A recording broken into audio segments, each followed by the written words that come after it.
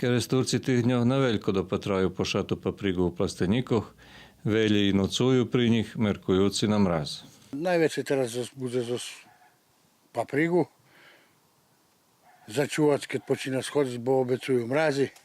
Tu najväčšie obowiązky bude teraz. Jak planujete zohrať z paprigu?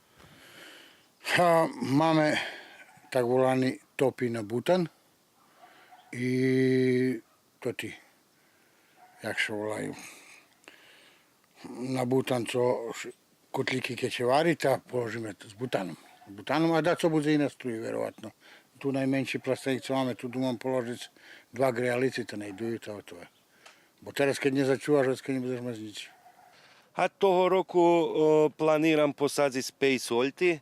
Toho roku som mal 6 a teraz som tak nadúmal, že zmenšam holt.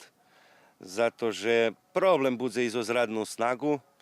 Ľudia veľo še firmy pootverali, ta veľo še zapošljeli. Veľo pošli do inostranstvu ľudia i takže problem bude so ľuďmi. Znate co, po presadziť nebude problem, ale problem bude zaoberanie. Bo keď ješeň príde, vecka problem, to roboti všadzi, jezi šitsko i vecka problem do ľuďoch dojsť. Veľi neznajú, keľo holty posadziť i co budú, keď nehodní na ješeň nájsť robotníkov za oberačku. To vypatra, že ješeň 2019 bude bars horúca.